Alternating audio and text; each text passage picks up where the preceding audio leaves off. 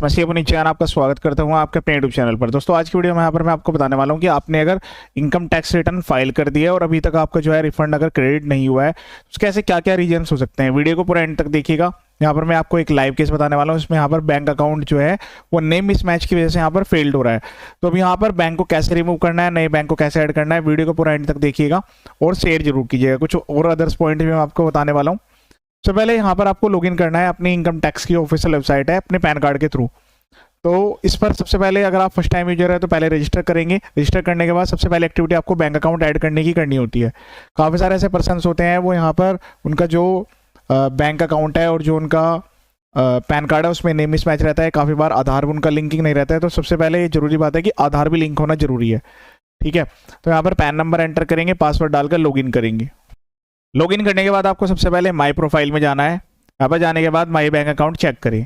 तो ये एक्टिविटीज हर पर्सन को करनी है जिनको यहाँ पर रिफंड बन रहा है आईटीआर फाइल करने से पहले। देखिए, अगर आपने आईटीआर फाइल कर दी गलत बैंक अकाउंट के साथ, वो आईटीआर चली गई तो फिर आपको आईटीआर को रिवाइज करना पड़ेगा। तो सबसे पहले आप क्या करें, जब भी आईटीआर फाइल करें तो उससे पहले यहाँ पर लॉगिन करने के बाद माई प्रोफाइल में जाएं। कुछ लोग हैं तो यहाँ पर बैंक अकाउंट ही अपडेट नहीं होगा।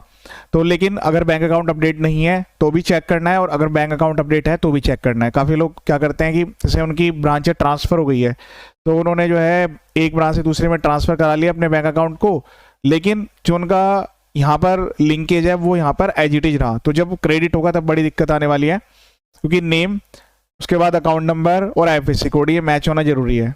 उसके अलावा यहाँ पर 3 चीज़ें और मैच भी होती है, जैसे कि आपका नेम क्या है, उसके बाद डेट ऑफ बर्थ एंड उसके बाद फादर नेम। तो ये सब चीज़ें आपको ध्यान रखनी है। अब यहाँ पर देखिए बैंक अकाउंट ऐड हो रखा है, वैलिडेटेड तो है लेकिन लिखा रहा है due to a name mismatch between the bank account and PAN refund of 50 lakh and above can not be release.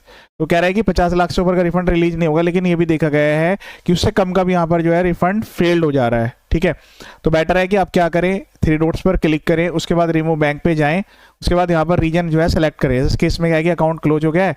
अगर आपका कोई और अदर रीजन है तो वो आप यहाँ पर सेलेक्ट करेंगे। ठीक है, तो यहाँ पर अकाउंट क्लोज कंटिन्यू पर क्लिक करेंगे। सबसे पहले हमें क्या करना होगा, ये जो बैंक अकाउंट है इसे रिमूव करना होगा। तो यहाँ पर पहले ऑप्शन ले लेते हैं आधार ओटीपी वाला। उसके बाद कंटिन्यू पर क्लिक करेंगे। जो आधार में नंबर है उस पर ओटीपी जाएगा। ठीक है, ओटीपी वेरीफाई करने के बाद ये जो आपका बैंक अकाउंट है ये आपका जो है रिमूव में चला जाएगा। जब वो बैंक अकाउंट यहाँ पर रिमूव होगा तो रिमूव होने के बाद यहाँ पर आपको 0 लिखा हुआ मिलेगा। तो ये बैंक अकाउंट रिमूव वाले में जा चुका है। अब हम क्या करेंगे, नया बैंक अकाउंट ऐड करेंगे। तो अगर आपको सेम बैंक ऐड करना है तो बेटर है कि पहले बैंक में जाकर केवाईसी अपडेट कर लीजिएगा। वहाँ पर आप जो है पैन कार्ड, आधार कार्ड और ईमेल आईडी, मोबाइल नंबर, यहाँ पर माई प्रोफाइल में भी ईमेल आईडी, मोबाइल नंबर आते हैं, सेम वही रखने हैं। अगर बैंक में सही है तो वो रख के यहाँ पर चेंज करने हैं, और अगर यहाँ माई प्रोफाइल में सही दिख रहे हैं तो फिर बैंक में आपको चेंज करना होगा। दैन उसके बाद बैंक अकाउंट नंबर लिखेंगे, फिर से कंफर्म एक बार बैंक अकाउंट लिखना है। फिर उसके बाद टाइप, आपका टाइप ऑफ अकाउंट क्या है, सेविंग बैंक है, करंट बैंक है, कैश क्रेडिट है, ओवरड्राफ्ट है या फिर एनआरओ अकाउंट है। फिर मैं सेविंग है, बाकी मैं डिटेल्स लिखकर उसके बाद यहाँ पर कुछ अदर डिटेल्स है वो भी मैं सेलेक्ट करनी है। देन उसके बाद यहाँ पर जो है आईएफएससी कोड लिखेंगे तो यहाँ पर बैंक ब्रांच का नेम आ जाएगा। उसके बाद यहाँ पर आपको सेलेक्ट करना है nominated this bank account for refund. Details यहाँ पर डालने के बाद प्रोसीड टू वेरीफाई पर क्लिक करना है। यहाँ पर आपके ईमेल आईडी, मोबाइल नंबर आएंगे, इनको भी वेरीफाई कर लेना है। प्रोसीड टू वेरीफाई, फिर से हम यहाँ पर जो है पहले वाले ऑप्शन को सेलेक्ट करेंगे, ये वाला ऑप्शन, उसके बाद कंटिन्यू पर क्लिक करेंगे। कंटिन्यू पर क्लिक करेंगे, आई एग्री, वैलिडेट आधार, आधार वाले नंबर पर फिर से ओटीपी जाएगा। जैसे आप ओटीपी को वेरीफाई करेंगे उसके बाद आपका यहाँ पर बैंक अकाउंट फिर से वैलिडेशन में जाएगा। तो ये आप नया बैंक अकाउंट भी रख सकते हैं या अगर पुराने वाले आप रखना चाहते हैं तो वो भी आप रख सकते हैं। बस ध्यान रखना आपको केवाईसी कंप्लीट हो। ठीक है, तो हम इस तरीके से यहाँ पर जो है बैंक अकाउंट को रिमूव करके ऐड करेंगे। अब क्वेश्चन आता है कि कितने बैंक अकाउंट आपको ऐड करने हैं। इस बात को ध्यान से समझिएगा कि आपके जितने भी बैंक अकाउंट्स है ड्यूरिंग द ईयर, ठीक है, वो सारे के सारे आपको ऐड करने की रिक्वायरमेंट आएगी। ऐसा नहीं है कि आपने एक बैंक अकाउंट ऐड कर दिया बाकी को छोड़ दिया, नहीं। फ्यूचर में आपको उसके रिगार्डिंग नोटिस आ सकते हैं, हो सकता है आपकी आईटीआर प्रोसेस हो जाए, रिफंड भी आ जाए, लेकिन ये माना जाएगा कि आपने जो है इनकम टैक्स से जो डिटेल्स है वो आपने हाइड कर ली है। तो बेटर है कि सारे जितने बैंक अकाउंट्स हैं सबको यहाँ पर 1 बाय 1 करके ऐड करें और आईटीआर में भी उसको प्रॉपरली रिपोर्ट करें। यहाँ पर इस टाइप का मैसेज आएगा, your request for validating the bank account has been submitted and 48 hours का इसमें टाइम दिया कि वैलिडेट होने में 48 आवर्स लगेंगे, लेकिन ऐसा नहीं है। काफ़ी केस में क्या है कि इंस्टेंट ही अपडेट हो जाता है। अगर साइट पे ज़्यादा लोड नहीं है तो मैं इसको क्लोज करके फिर से माई प्रोफाइल पर क्लिक करूंगा और बैंक पर क्लिक करूंगा। उसके बाद यहाँ पर आपको बैंक अकाउंट कुछ इस तरीके से दिखेगा। अब यहाँ पर देखिए नया बैंक अकाउंट ऐड हो चुका है, इसमें कि लिखा रहा है वैलिडेटेड एंड ईवीसी अनेबल्ड। उसके अलावा एलिजिबल फॉर रिफंड, ये दो चीज़ें मैच होना जरूरी है। अगर ईमेल मोबाइल मैच नहीं भी है तब भी कोई दिक्कत वाली बात यहाँ पर नहीं है। तो आपको जो बैंक अकाउंट है वो इस तरीके से ही वैलिडेट करना है। उसके बाद ITR फाइल करनी है। अगर किसी ने इस तरीके से वैलिडेट नहीं किया है और ITR भर दिया तो वो रिवाइज कर सकते हैं। उसके लिए सेपरेट वीडियो मैंने अपने यूट्यूब चैनल पर अपलोड कर दिया है, ठीक है।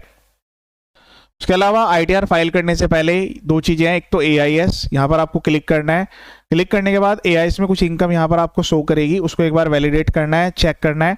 एटलीस्ट आपकी ये वाली इनकम तो उसमें आनी चाहिए ITR में। इसके अलावा कोई अदर इनकम भी है तो वो भी आपको दिखानी है। अगर यहाँ पर गलत डाटा आ रहा है तो उसको रिमूव कर देना है फीडबैक के द्वारा। उसके लिए सेपरेट वीडियो मैंने अपने यूट्यूब चैनल पर अपलोड कर दिया था, वो एक बार देख लीजिएगा। इसको एक्सटेंड करके एक डिटेल्स आप चेक करेंगे, तो किसी में गलत डिटेल आ रही है तो उसको रिमूव जरूर करें, अदरवाइज फ्यूचर में आपको दिक्कत बनेगी, ठीक है। इसके बाद एक और यहाँ पर टूल दिया गया है 26AS, व्यू 26AS। तो अभी जिस साल के हम ITR फाइल कर रहे हैं इसके लिए 26AS है। नेक्स्ट ईयर में आपको 168 मिलेगा।